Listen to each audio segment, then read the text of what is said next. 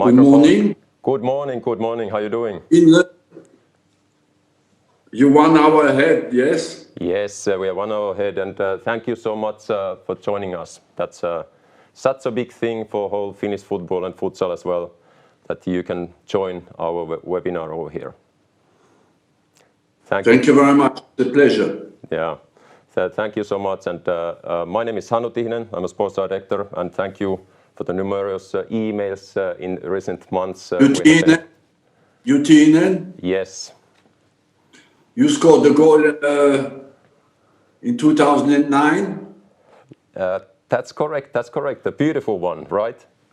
A beautiful one, yes. Yeah. So I congratulate you. Hey, thank you so much. I appreciate it.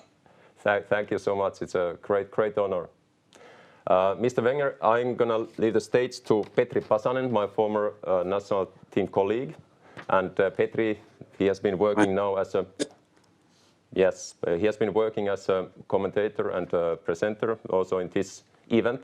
And I'll give the stage to him. And he has many beautiful questions to you about player development and also knowledge management and also insight what we need in the player development future, also in Finland. So thank you for coming and enjoy. Thank you.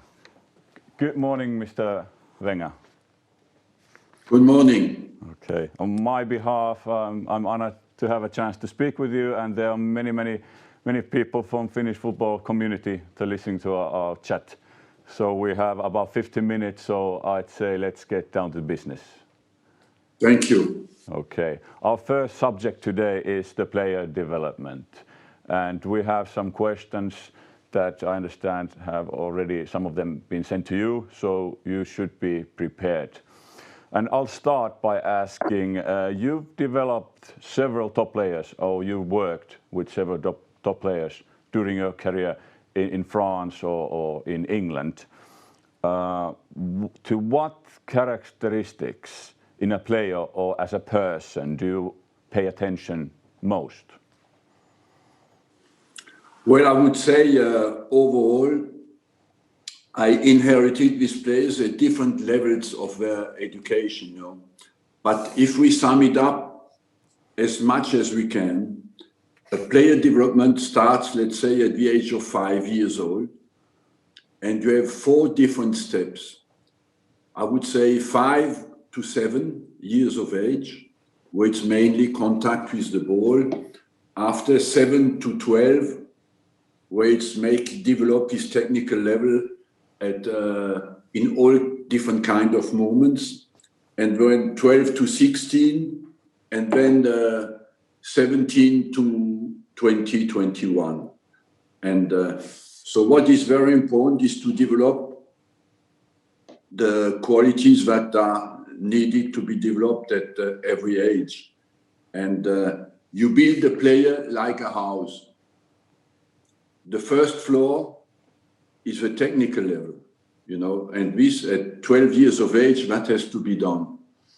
The second floor is the 12 to 16 is you develop, of course, his relations with his partners, but as well the physical level. At 16, you know if a guy has a potential to play at the top level. And then from 17 to 20, you see if he has the understanding, you develop the tactical level. That's the third floor, where you see if he has the tactical level to understand, to relate with his partners, to understand what the opponents will do. And then the last step is the roof of the house, and that is the mental level. The roof of the house is, of course, very important, because if you have no roof, it rains into your house and all dies. So the mental level is the last part. The roof of the house is the last part that is put in place. And that's when the players move into a top level, you know, 20, 21, 22. That's where you see they have a mental level. Talking about the mental level, how difficult it is to develop that mental level, the roof of the house?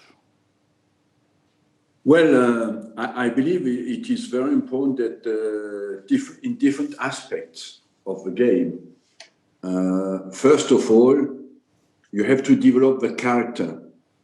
I make a difference between character and personality. Character is who you really are, you know. That means your integrity, your courage, your passion. Personality is a little bit in a modern way of life, who you pretend to be, you know. That's not exactly the same. And I think that development of a character, that integrity, that placing the game above you, to respect the game, you know, to love the game, to treat the game a little bit like a religion. That is something that is bigger than you. And that is developed at a very young age as well, you know. At 15, 16, you have not to compromise with that. And I still play today, and when I go home, I still think, did I betray the game today, you know? Because I treat it like a friend, and a friend that I respect a lot. So, and the game is always a fight between your emotion and what the game demands. So you always have to service the game and be at the service of the game. So that is something that is very important. After that, of course, you have as well, I made tests for over 10 years. And one of the dominant qualities that came out for the players with the personality tests I made, one of the things that came out is that on the mental level, the stamina of the motivation was more important than the intensity of the motivation. That means the tenacity, the consistency of motivation. How can you survive disappointments? How can you maintain? Do you want it Monday, Tuesday, Wednesday, Thursday, Friday, or only Monday, Wednesday, and Friday, you know? So this consistency over a period of time makes a huge difference. I could talk to you about the study I made that is very interesting and shows you how big the mental importance is. We took a group of talented players between 17 and 20, and we looked. I must say, I am a long time in football, but of all these talented players, I could not have told you who will make a big career or not. I can tell you who will not make a career, but who will make a big career or not, I cannot tell you. So we followed this group between 17 and 20 of very talented players. They all became professional players, most of them. At 20, what we noticed, without any judgment, at 20, there was a separation of a small group of these players who moved higher up. They played in the top league, you know. Mm-hmm. And at 23, there was another step. At the age of 23, another small group moved away again, and they went the highest up, you know. That means it is a separation from these groups that is based only on mental. And that is a combination of attitude, motivation, and intelligence. Because the top level players have a very objective analysis of their performances, and they are quite harsh with themselves. If you have played a football game and you drive home and you think, to what restaurant do I go? Or if you play the football game and you drive in your car and you think, why did I lose this ball? Why did I make that mistake? Next time that will not happen to me. Then after a few years, there's a big difference between the two players, believe me. Mr. Wenger, I've never met you, but through the media, I've learned to know you as a person who's really interested in person, in the human. And you mentioned that age group between 17 and 20, and working for over 20 years at Arsenal. I can imagine you've met many, many young players between age 17 and 20. How much effort how much effort did you put in learning the personalities behind the players, or tell them they should be aware that the mental side is important aspect? You know, as well, first of all, I speak about our job first. We have a huge potential is to influence people's life in a positive way. There's nothing more beautiful than to help somebody to develop, you know. And I believe that deeply successful life is linked with an attitude of somebody, and to meet somebody who gives you a chance. And we can be the guy who gives the chance to somebody to develop. So on the other hand, I must say as well, what is very vital in our job, we have to meet somebody. That means you have to get out of ourselves and try to understand really who the other person is, to find the key to develop him, you know. And that meeting desire, meeting, but what I mean, I say meeting is really get out to make an effort to understand him well, deeply, because in every player I developed, I could have said at some stage, no, I give up, you know. And we have to always to keep an open mind, because people can surprise you in a positive way. And we have always to find a way, how can I develop this guy and not give up, you know, always keep an open mind. We have many Finnish youth football coaches listening to this conversation, and they work not every day, but many times a week with young players. They have time to learn, to give some kids information that you should kick the ball this way, or to tell some tactical things. How much should they put time on that mental side, already talking about really young age kids? I would say that is a consistent work, you know. You have to develop players, and you have first of all to understand, because how a player is developed. Because when you start in football in life is, when you're young, it's me and the ball, you know. Then it becomes me and the ball and my partners. And then it becomes later on me, the ball, the partners, and the opponents. So there are always different ways of developing the players at each age that you have to go with. And I'm creating now a research center in Zurich, and I want to actually develop the exercises at each age who suits the players, you know, because if you miss, for example, between 12 and 16, you have to work on the speed, the pure speed. If you don't do that, after you cannot do it anymore. So the vision in depth, the quality of information a player takes, all that we want really to specify at what age do you develop what quality and how can you work it in training, and we'll put that online. That sounds really interesting, that project. When can we expect some results or first news that you have beginning to work with the players already? Next year in 2021, our first programs online will come out, you know, because it is very important to know exactly at what age do you develop what. And at the moment we work all a little bit in the dark. For example, I see many players now, they come out of a youth level, they came to me at the professional level, they cannot run with the ball. But if I tell you what is the common denominator of all the big players, you take Maradona, Cruyff, Messi, they can run with the ball. You know, at a young age today, they pass, but they cannot run with the ball. And because we forget to work on that.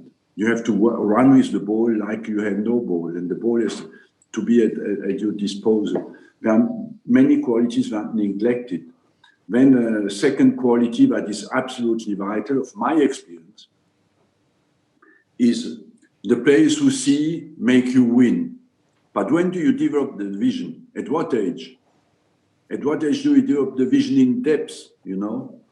And so these are qualities, certainly, that are very important to develop. And then a third quality that really very important quality of the future is with the studies I made, we realized that the number of informations you take in the 10 seconds before you get the ball are the decider if you're a good player or not.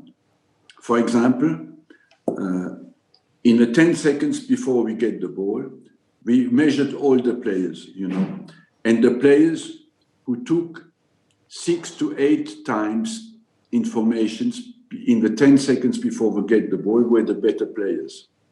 And the highest player we found was Xavi. He took 8.3 informations in the last 10 seconds before he got the ball. So, okay, you can accept, we understand that is an important quality. But when I ask you, at what age do we work on that? You know, nobody can tell you. But in the future, because the teams defend always on a shorter space, the quality of information you take is absolutely vital. Why? Because you have less time to make a decision and less time to execute your decision. And at the end of the day, I would say football is welcome of the ball, quality of the decision making, quality of the execution. But we have to put in front of that the quality of the information we take in the 10 seconds before we get the ball. So at what time, at what age do we work on that? That's a thing we are working on. Let's talk about the evolution. You said that players might not be able to dribble or run with the ball as well as they used to. Through my work with the TV, I'm able to watch a lot of football from the 60s, from the 70s, from the 80s, and I do watch a lot of football from that era because it's just fun to watch. It's a different sport at the time, but I've noticed that players did run with the ball. Just somebody took the ball and he ran. And nowadays they're passing and passing it more. So what do you think? What's going to happen in 10 years, 20 years? Will we start even pass more, or will it come back that we'll find those individuals who are able to do some magical things, or we just on average dribble more with the ball? Look, a football field is over 7,000 square meters. On what we measured today, the teams defend on 650 square meters on average. You know, that means basically 10% of the pitch is available to play. So what does that mean? Is that the player has less time to control the ball, less time to execute his decision, and therefore I come back to you. He has to make quicker decisions. He has to execute quicker. But as well, I think he has to find exercises where he can get out of pressure of the opponent. And one way to get out of the pressure of the opponent is to control the ball in movement and run with the ball, create the first opening, you know. And that's why I believe that the modern player will be a player who can run with the ball, will be a player who has quality of information, and will be a player who has a flexible mind. That means a guy who can change quickly the decision he made to choose another solution. And because the time available and the space available will be shorter. So the flexibility of the mental flexibility. I, for example, in my last years, I had young players who did not make it because they had made a decision and they could not change their decision anymore. You know, because they had not practiced, they had been badly coached, because they were told what to do and they were not told that they have to change their mind when we're in situations where the decision they made is not good anymore. I take the word flexibility, so we all acknowledge that there's less time, less space for players. I think that's in youth football or top football. And you talk about that mental flexibility. But when the game changes and you have to work, you have to react faster, think faster. We have players, most of the football players, they have either the right leg or the left leg is stronger. There's a dominant leg. Would you say that it would be important to have two equal legs? You know what I mean? That not just your really... What I told you before is the technique is at the service of your body. What is sport is about?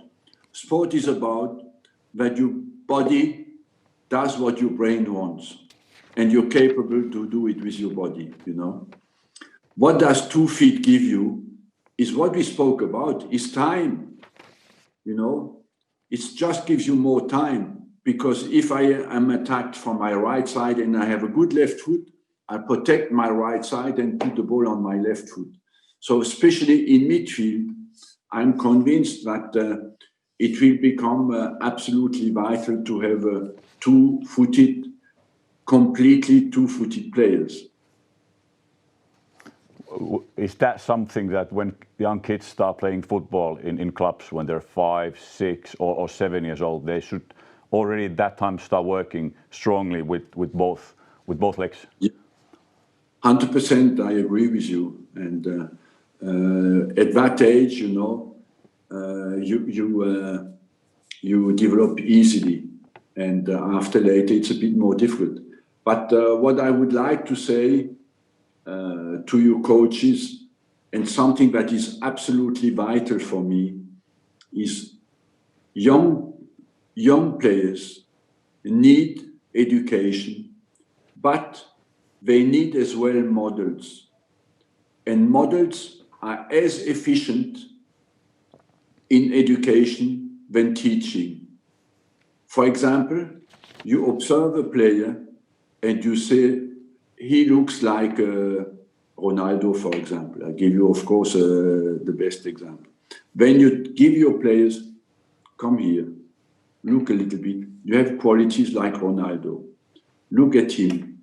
Because at that age, you have imitation qualities. And the other quality is you practice only 1 hour, 1.5 hours per day. But if a boy has a model, he lives with him for 24 hours, So the training continues when he goes off the field.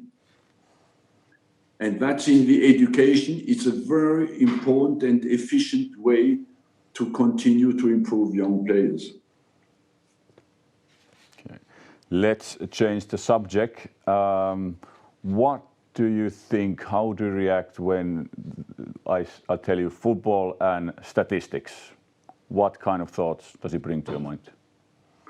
Well, your question is a bit broader because...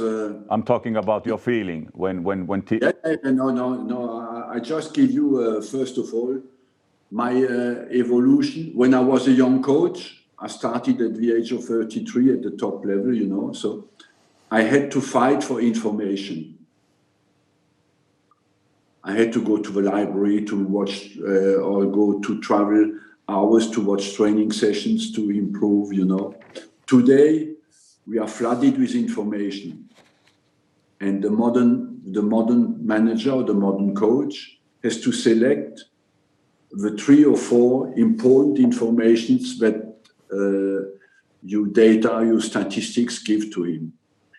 Overall, I think that the rational world that we have around us can help us to understand better the world we live in, and we have to use it like that. But it has not to dominate us. We have to dominate the science.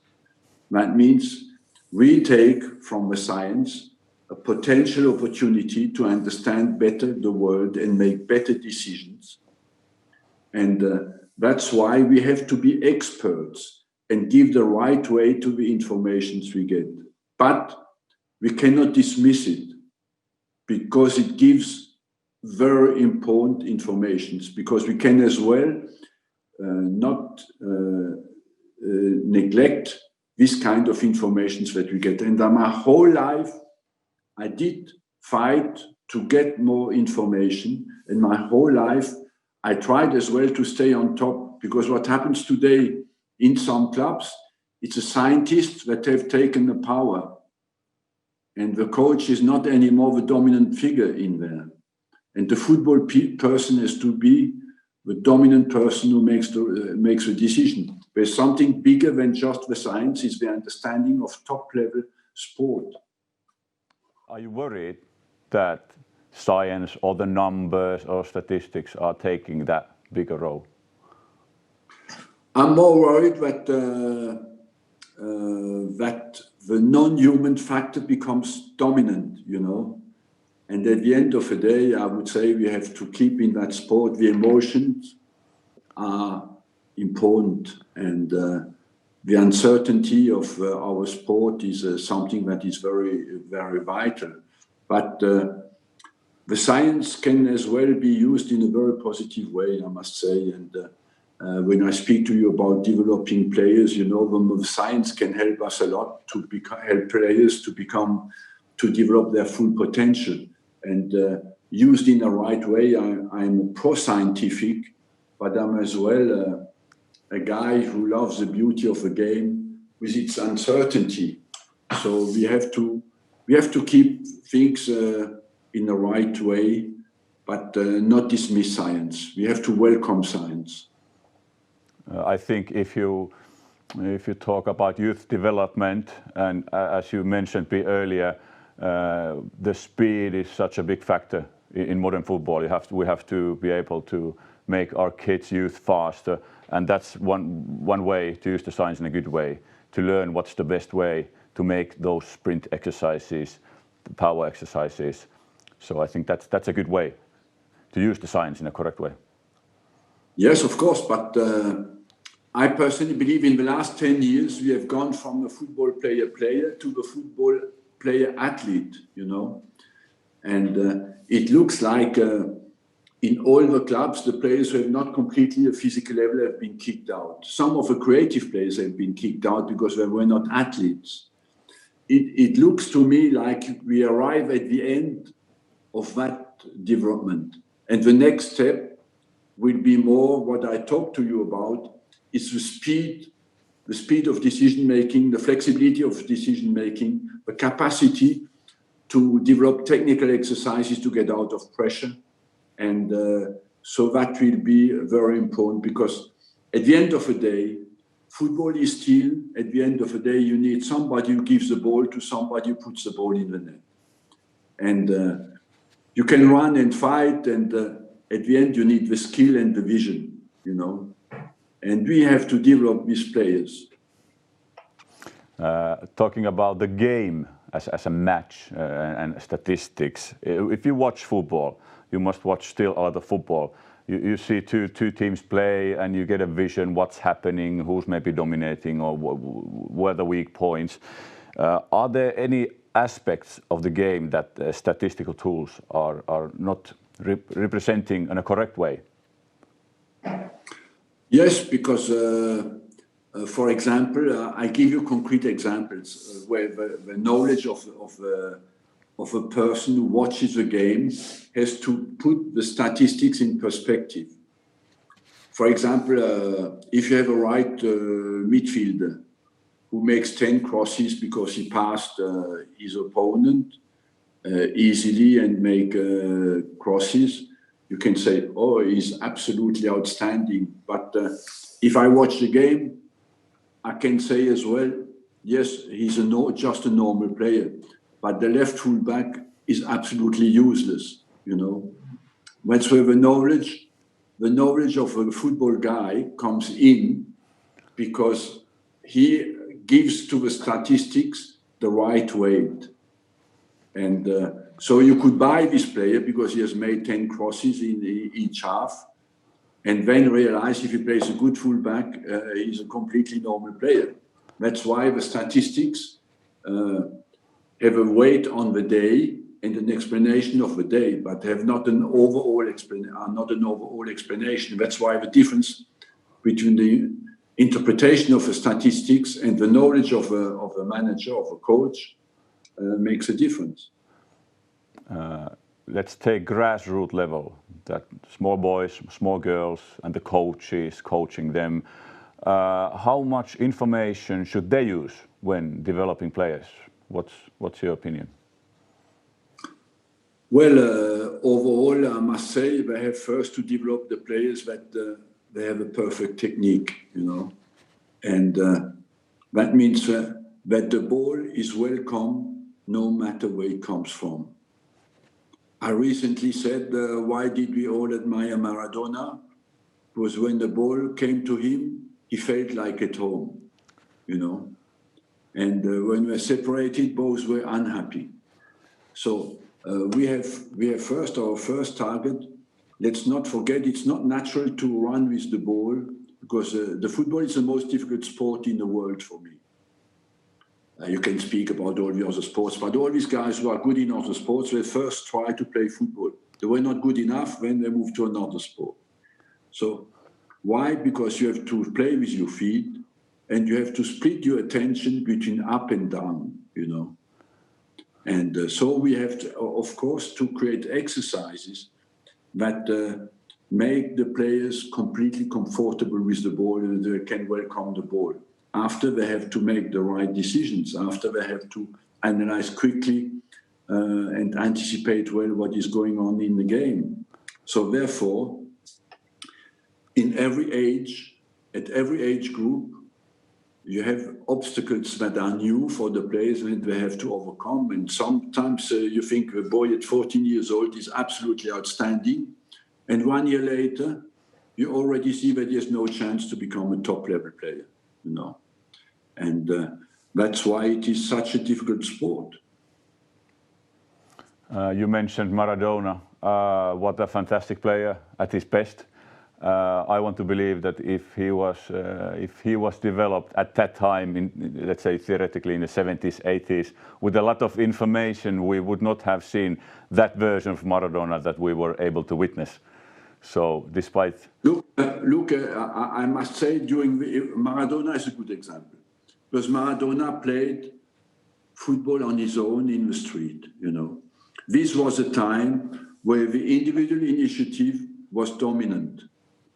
After, we have moved to a period where we are now, is that the support that the club gives to a player to educate him is so big that we have lost the balance between support and education and individual initiative. The modern way has gone too much to support the education of the player, and we lost a little bit the development of the individual initiative, because it's less wild football, and inside the clubs, it's all based on education.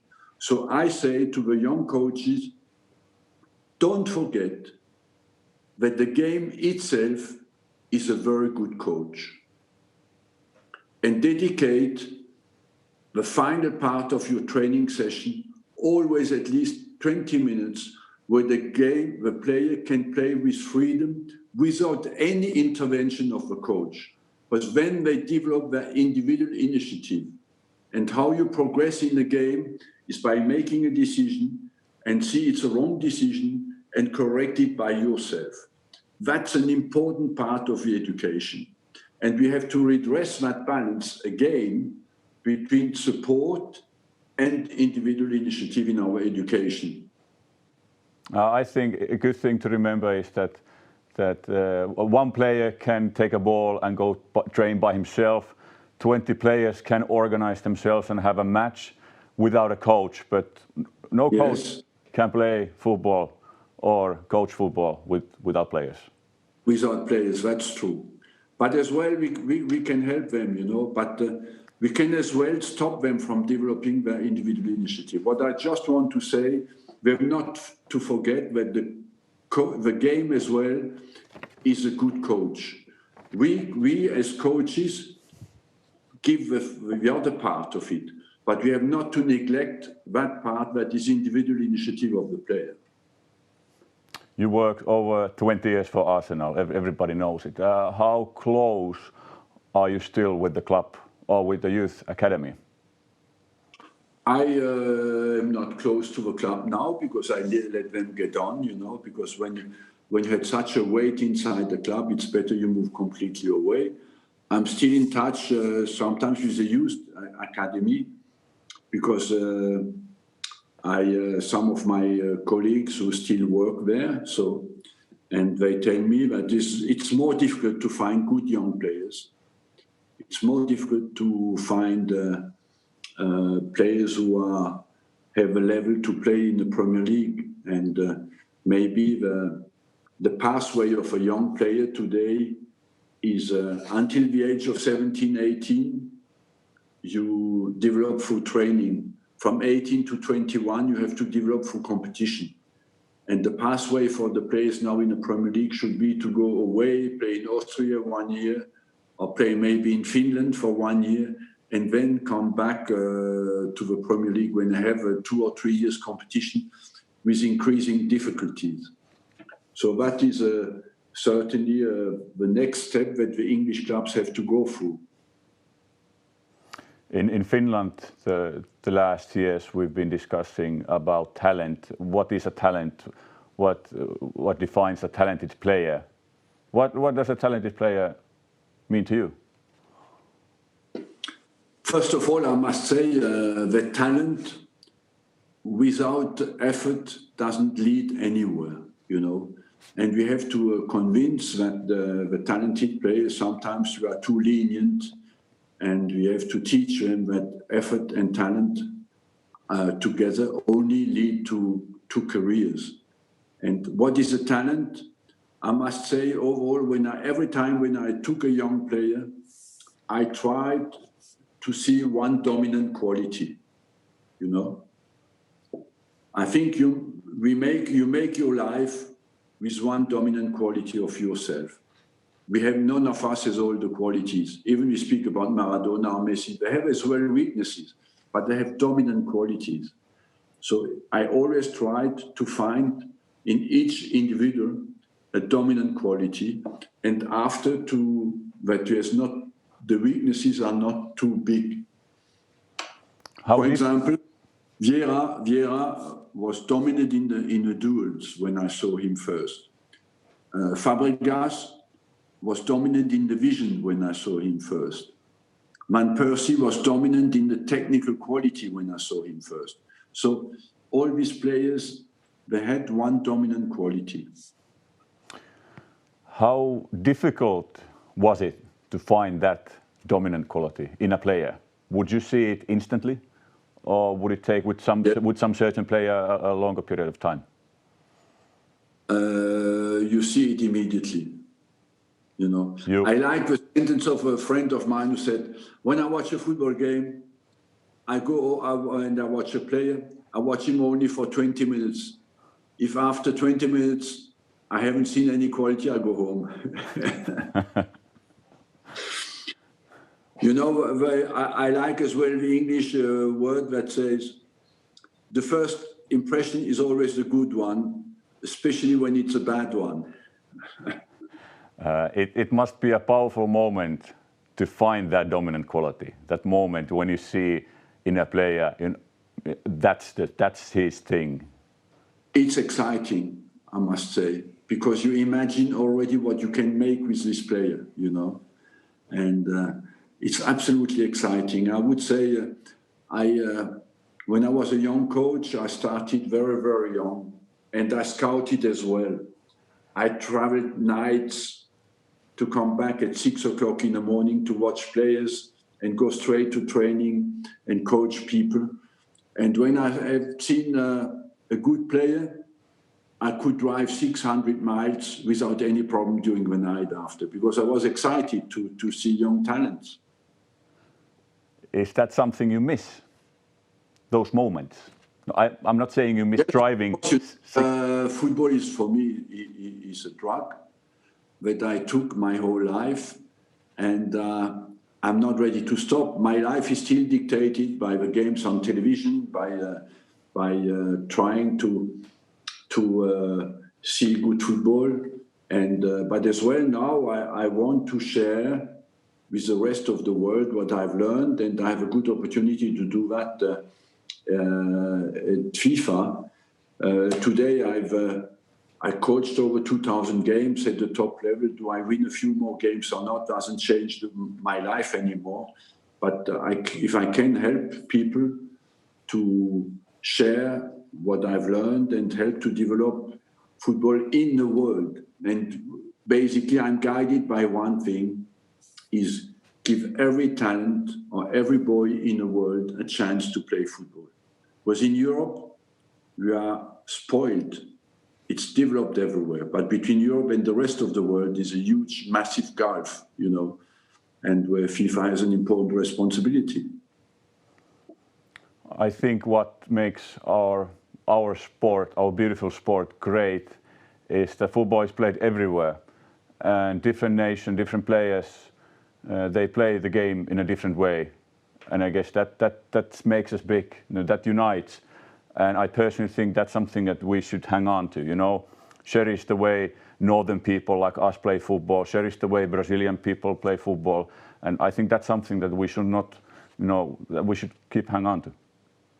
Of course, but the beauty of our football can be ahead of a society, because as you say, you are Finnish, but you can play tomorrow with a South African and share emotion and pleasure to play together.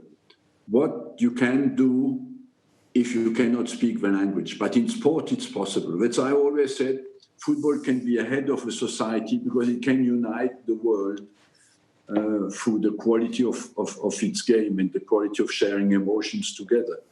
And that's why it's important we develop football everywhere as well, because the popularity of our sport gives him as well a huge responsibility. And I just would like to say, why football is so popular? Because you don't need any money to play, You can put 2 stones, make a goal with it, and with a little ball that costs nothing, play football. The second thing, because it's not discriminative for size of a person. Are you small or tall? You can play. And if you're good, you play, you'll be selected. And 3, because it's certainly the team sport that is the less predictable, more than any other sport. In rugby, a second league team cannot beat a first league team. In football, a 5th league team can hope to beat the first league team, because it's less predictable than any other sport.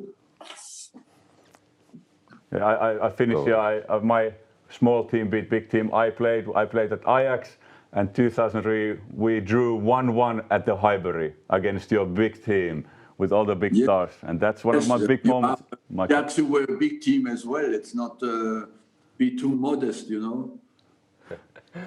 Mr. Wenger, thank you so much. I know that FIFA you have 211 member associations, and you took even it's Saturday and just before Christmas, so thank you so much. I have the last question. I know your busy schedule, so you have to be in the next meeting already in 4 minutes, but the last question is, how is Zurich? Do you speak Swiss German already? Zürich. Do you know the language? Zürich. Can you speak Swiss German, the language in Zurich? German, natürlich. Yeah, Zürich. Do you speak already? Zurich. Oh no, Zurich. No. The Schweizerdeutsch. Yeah, Schweizerdeutsch, exactly. Yeah. Schweizerdeutsch. I understand, but I cannot speak it. Can you speak it? Of course I can do it. But I lived 5 years there, so that's the reason. Mr. Wenger. What are you doing now? What are you doing now? Sports director, leading the whole Finnish football, basically. So that's the last 7 years already. So hopefully in the future. I would like to congratulate you in Finland, because I think you have done a great job. And I've seen you playing against France, and I feel that technically the team has developed very well. That's true, and thank you. It's a big honor for us that you took time to join our webinar. Your next meeting is in 3 minutes, so I think it's time to go. Thank you so much, and maybe... Thank you on my behalf. Thank you on my behalf. It was really nice to have a chat, and have a nice weekend, and all the best. Thank you. Thank you very much. Thank you very much. Bye. Thanks a lot. Bye bye. Kaikille tiedoksi, anteeksi, ei ehditty tuossa ennen tätä sanoa, me oltiin kerätty siis yleisöltä nämä kysymykset. Ja tosiaan tähän chattiin, sinne tuli muutamia tosi hyviäkin kysymyksiä, mutta niitä ei valitettavasti nyt voitu tähän ottaa. Mutta muut esitykset, mitä meillä on tästä eteenpäin, niin pyritään poimaan sieltä parhaat sitten myös mukaan tähän. Kyllä. Nyt pidetään 5 minuutin tauko ja noin 5:11 jatketaan Mihalai Sarvoin kanssa. Hän puhuu jalkapallo, menneisyys, nykyisyys ja tulevaisuus, joten nähdäänpä 5 minuutin päästä.